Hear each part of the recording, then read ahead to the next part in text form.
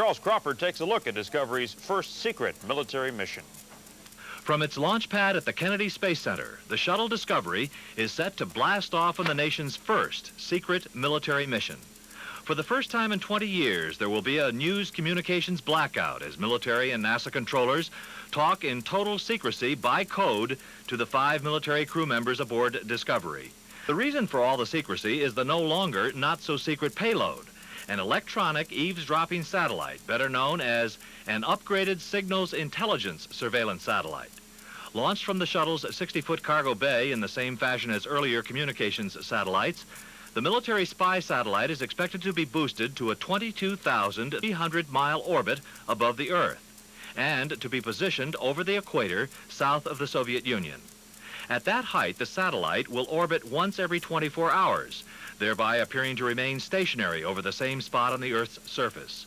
From its vantage point, the SIGINT is expected to intercept a broad spectrum of electronic signals, including radio transmission, teletype and telephone communications, and data on missile tests and launches, information that could determine if the Soviets are in compliance with arms control agreements.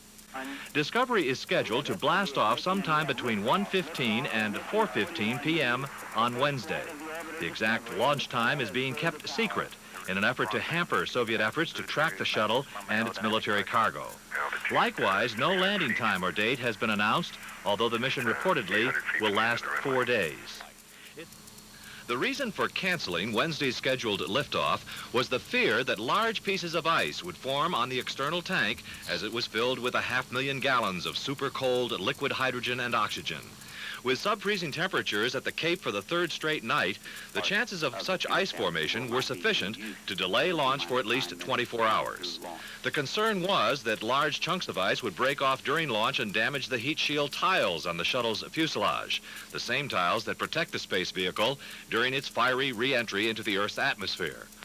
When the top-secret mission gets underway, the all-military crew reportedly will deploy an Air Force Advanced Signals Intelligence satellite.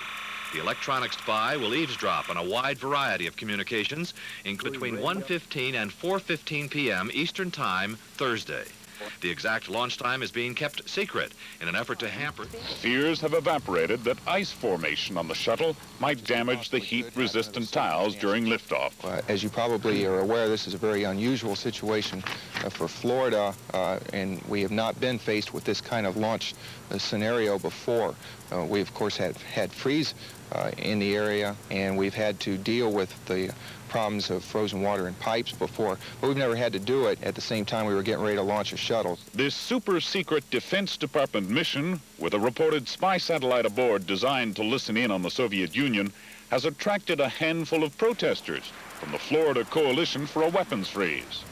A small vigil was held outside the gates to the Kennedy Space Center to dramatize protesters' fears that a once peaceful space shuttle program is being taken over increasingly for military purposes. The United States government, beginning with this space shuttle launch, is going to be increasingly using the space shuttle. Mission communications between the shuttle and mission control will be purposely garbled. Public information about just what is going on up in space will be restricted to 3 short daily NASA bulletins, followed by notification just 16 hours in advance that Discovery is on its way home. Its mission complete. Discovery's commander, Ken Mattingly, just before launch, thrown a question about suddenly cold weather. So far, that's about all anyone who knows what's happening is saying about anything. Apparently, for that reason, NASA won't give the exact liftoff time until about 9 minutes before launch. The space agency is reportedly trying to keep the Soviets from tracking the shuttle as it goes into space. NASA says it will launch the spacecraft sometime before 4:15 p.m. Eastern Time. CN will, of course, carry the liftoff live. The precise time of the launch is being withheld in an effort to make it difficult for the Soviets to track both the shuttle and its not-so-secret cargo. Coming up on the 6-minute point in our countdown, and the hydraulic brush recorder has been started. T-minus 6 minutes and counting. Pilot Loren Shriver is performing the auxiliary power unit pre-start, which consists of positioning a number of switches and verifying they are in the proper position. Then throwing the 3 propellant isolation valve switches, which allow the hydrazine fuel to start flowing from the tanks toward the APUs.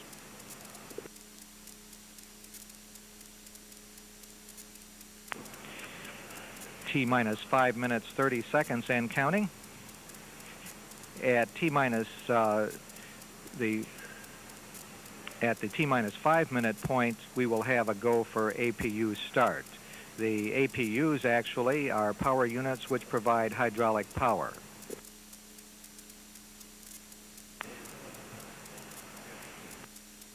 The flight controllers, recorders providing measurements of the shuttle system performance during the entire mission have been turned on. T-minus 5 minutes and counting, and we have a go for APU start. The APUs provide hydraulic power to move the aerosurfaces and main engines for steering. The liquid oxygen fill and drain valve in the external tank has been closed and topping of the tank completed. And liquid oxygen drain bank has started. APU start has been completed. T-minus 4 minutes, 30 seconds and counting. The firing circuit for the solid rocket boosters, ignition, and range safety destruct devices have been armed by the ground launch sequencer command. This is accomplished by a motor-driven switch called the safe and arm device. The system is then inhibited to prevent premature ignition. Coming up on the 4 minute point. T-minus 4 minutes and counting. The astronaut crew has closed the visors on their launch and entry helmets, and the final helium purge of the orbiter's main engines has started to ensure that there is no surplus hydrogen or oxygen in the area.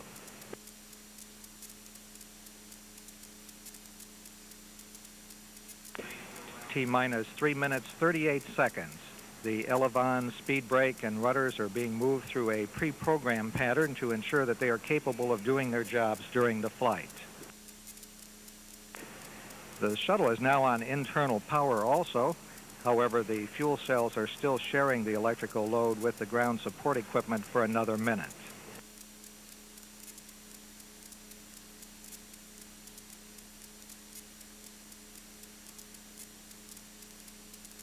Coming up on the 3 minute point, the engine gimbal or movement check of the main engines on the orbiter is underway.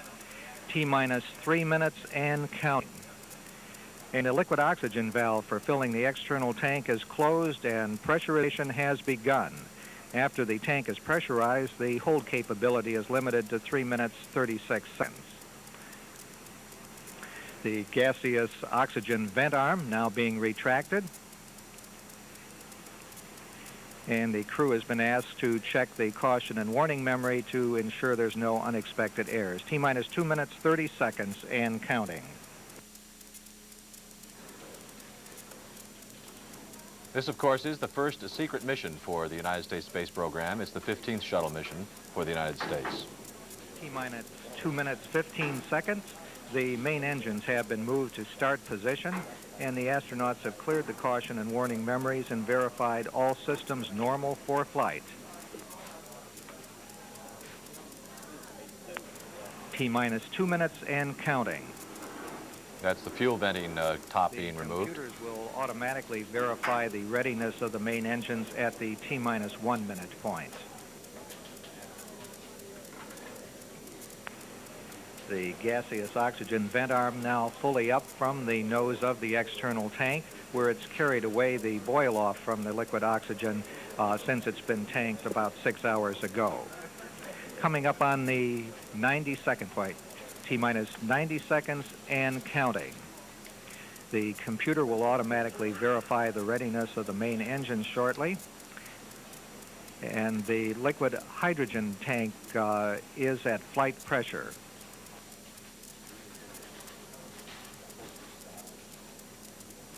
Coming up on the 1 minute point in our countdown.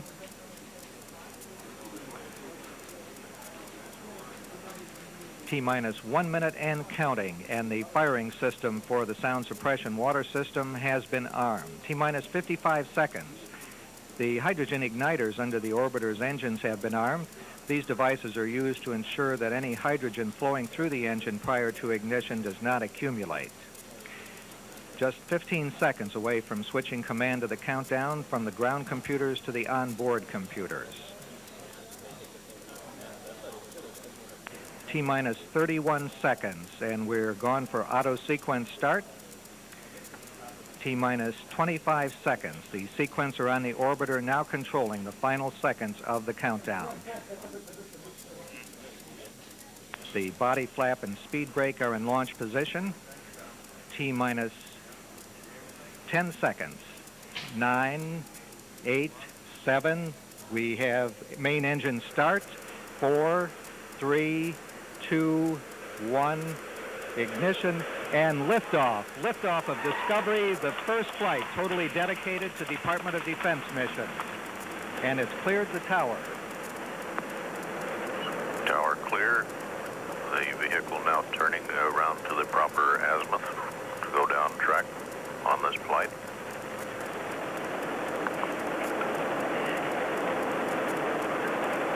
Current height 0.6 of a mile.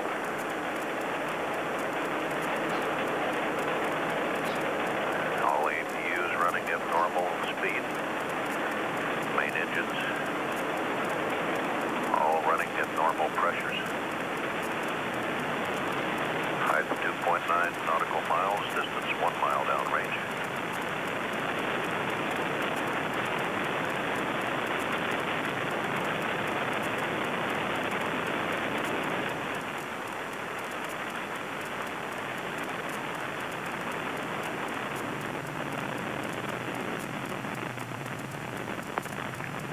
Height 6 miles, downrange 5.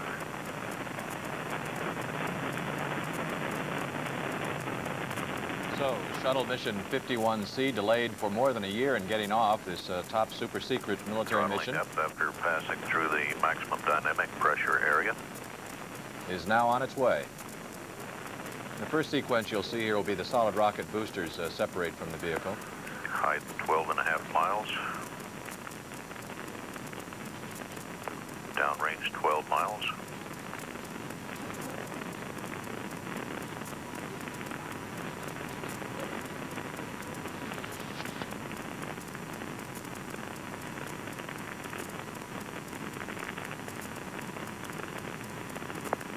Altitude now 21 miles. Distance 23. There you see the solid rocket boosters separating. Velocity 5,400 feet per second. Those solid rocket boosters will come back to Earth and will be retrieved and used again.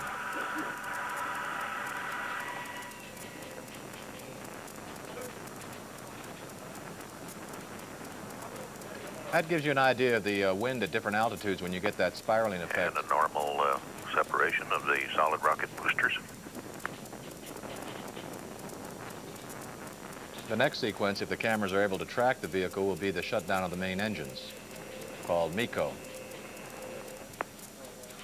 Main engine performance nominal at this time. Height 39 nautical miles. Distance 62.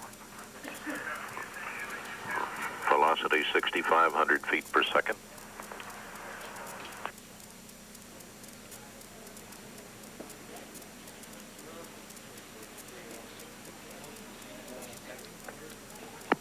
Each of the 3 fuel cells generating in excess of 7 kilowatts, all normal. Main engine performance still nominal, all 3 engines. Velocity currently 7,300 feet per second. Altitude 48.5 miles. Downrange distance 98, 100.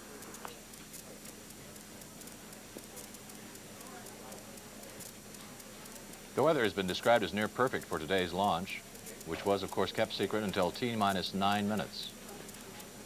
The mission is expected to last 4 days, although NASA nor the Department of Defense will announce specifically when they're going to land. And the Discovery spacecraft has passed the point of no return back to the launch site. Our current velocity is now 8,600 feet per second. Altitude 55 nautical miles, downrange 144 nautical miles. That point of no return means that if the mission had to be aborted at this point, they would land someplace in Africa. About 102% of their normal speed. Main engine performance still nominal. Dakar at Senegal is usually the abort landing site. Approaching 10,000 feet per second. Altitude 58 nautical miles. Distance 185.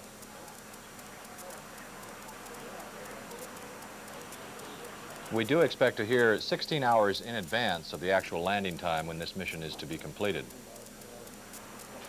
The best guess now is that they'll return to Earth sometime on Monday.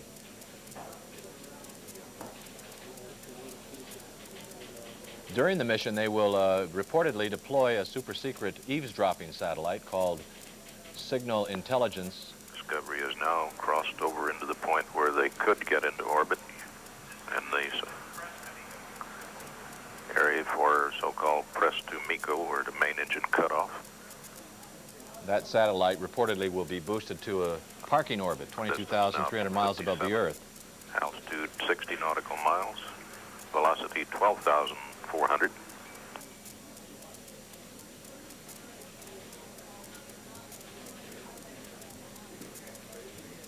And sources say that satellite will be positioned about 3,000 miles south of the Soviet Union, where it will be capable of intercepting diplomatic and military communications and data continuously, because it will be in a stationary orbit over the Earth. Perhaps we can go back and rerun the always spectacular launch of the vehicle. Discovery now at the point where they could make it to the transatlantic abort landing site on a single engine if required. Our I understand we'll come back and replay that spectacular launch in a few minutes. So we're just about to lose the picture and just about to have main engine cutoff. And we just received word that Discovery is now approaching the Louisiana coast, so it shouldn't be long, about another 7 or 8 minutes that we expect to hear the sonic booms overhead as she comes in. And now the ground personnel here at the Kennedy Space Center are just about in place for the landing. As I said, it'll occur in about 7 or 8 minutes from now. Brian, we understand there was a development just a couple of, about an hour ago of another reported intrusion by private aircraft in the Cape. What's the situation? At about 2:30 this afternoon Eastern Time, the Air Force intercepted 2 airplanes, one in particular, one that they were able to identify. It was a light civilian plane flying at about 200 feet in the vicinity of the Kennedy Space Center. It was flying north to south, and the Air Force choppers got alongside it and recorded its tail wing number, and they're expected to ask the FCC to press charges for infringing on a restricted area. The area around the Kennedy Space Center at the time of a landing is restricted some 3.5 hours before the landing. So there was another aircraft as well. It was picked up on radar just a bit earlier, but it disappeared.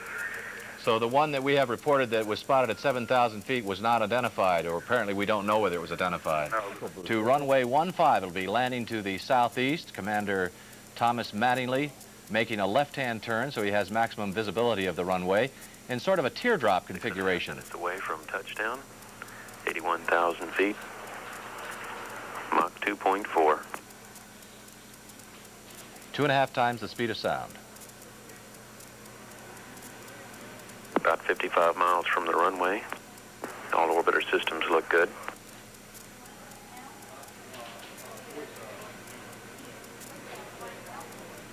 Mach 2, 76,500 feet altitude.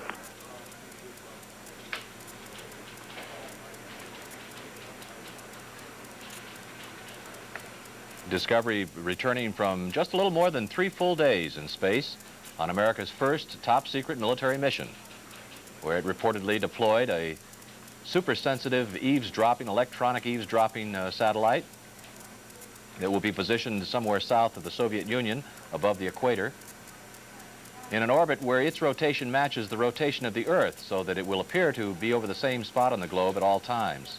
And that way we'll be able to continuously monitor transmissions that include such things as telephone, teletype communications. Discovery at 65,000 feet, 1.5 Mach. About 18 miles from the runway. Approaching the heading alignment circle.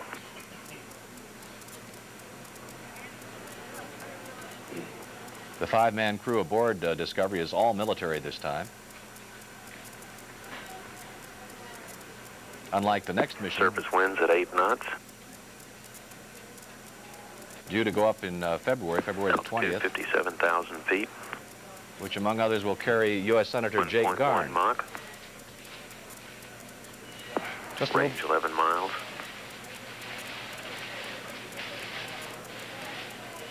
shuttle down to a speed now just over the speed of sound, about 750 miles an hour. Guidance officer reports navigation is near perfect. Meaning the shuttle is 49,000 lined feet up with the altitude. runway and on the glide slope. 0.9 Mach. Now traveling at below the speed of sound. Approaching the heading alignment circle.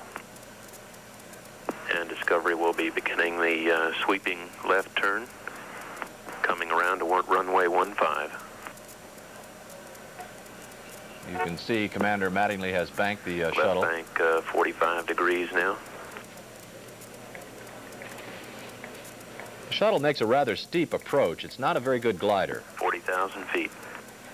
On the heading alignment circle, normal energy. And you'll notice that they don't drop the landing gear until just before the flare-out at the end of the runway. That's Orbiter systems in good shape, 36,000 feet. 0.7 Mach on the heading alignment circle. the reason they delay dropping the landing gear is to reduce the drag. 87 degrees.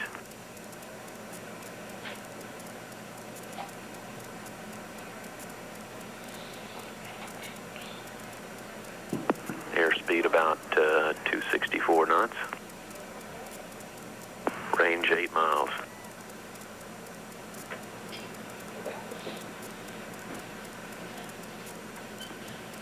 So the shuttle should be rolled out on final approach now. And they've reported the sonic boom at the Cape. On the heading alignment circle, airspeed 258, altitude 24,000 feet, range 9 miles.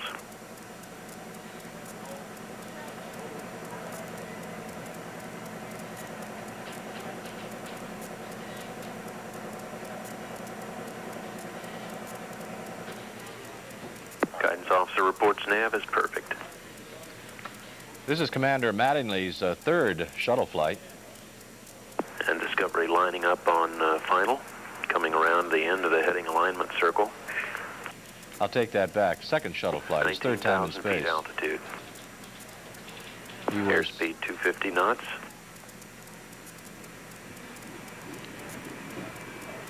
he was the command module pilot on Apollo 16, and then the fourth shuttle mission, he was on that one.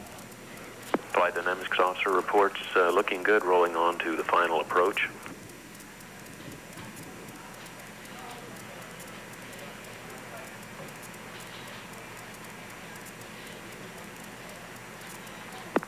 All three microwave landing systems locked on, looking good. MLS data being processed, 7 miles range, altitude 12,300 feet, airspeed 286.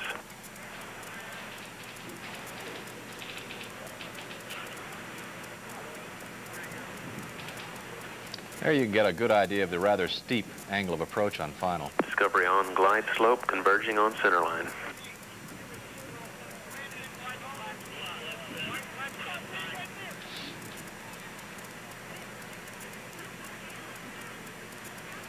Crew acknowledges a report of the surface winds. On final now on the glide slope. 6,000 feet altitude. Approaching the end of the runway. Airspeed 285, expected touchdown 195 knots, about 1,550 feet from the runway threshold.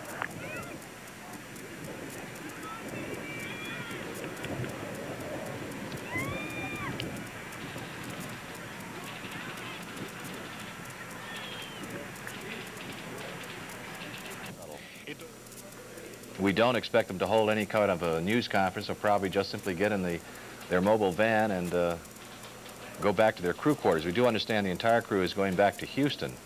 Okay, and the crew has been welcomed home. Mission 51C coming to a successful conclusion with a landing here at the Kennedy Space Center. You'll see just below the vertical empennage at the rear of the shuttle.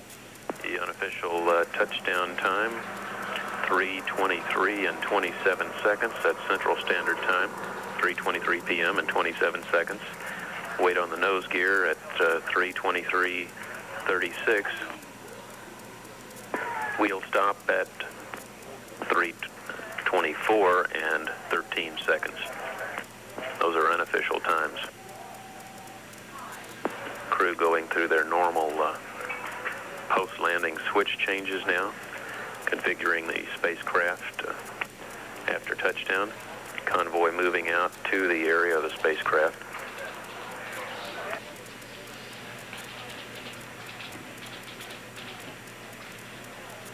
Cooling vehicles will begin servicing the spacecraft.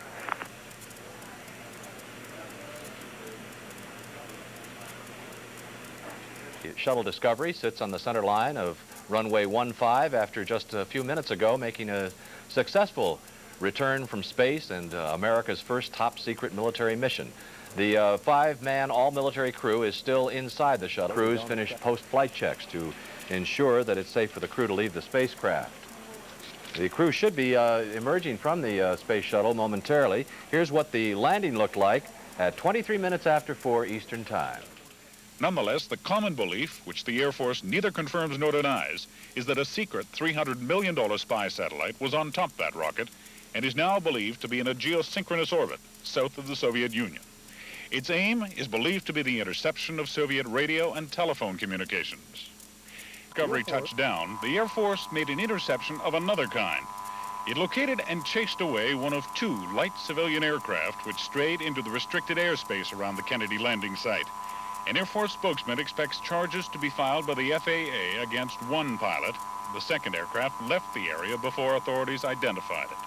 The unusual security imposed on this mission by the military has not won universal endorsement from the people in NASA, who tend to be a little more open about the space program. Even an Air Force spokesman has described some of it as far-fetched. Nonetheless, for future Defense Department shuttle missions, the pattern is likely to be the same. The less said, the better. Brian Nelson, CNN, at the Kennedy Space Center in Florida.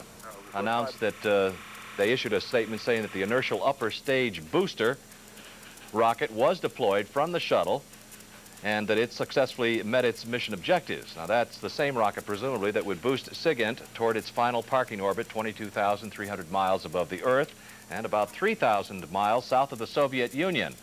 From that vantage point, the satellite, nicknamed Big Ear, would be able to monitor continuously diplomatic and military transmissions emanating from much of Europe, Asia, and Africa. Successful firing of the inertial upper stage booster rocket is significant.